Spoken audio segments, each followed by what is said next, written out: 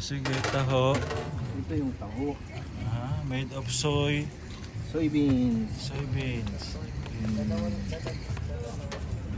Healthy yan, di ba? Aba. Tignan mo ng konti para maganda ang video natin. Ano yan? Ano yan? Yung sago po. Sago. Made from cassava. Kasaba. Ayan, strawberry. Ito yung strawberry Saan galing yung strawberry mo? sa farm po. Sa farm. Kaninong farm? Doon sa strawberry farm po sa sa La Trinidad. Sa Trinidad Valley. Aba. Matamis na yan, ano?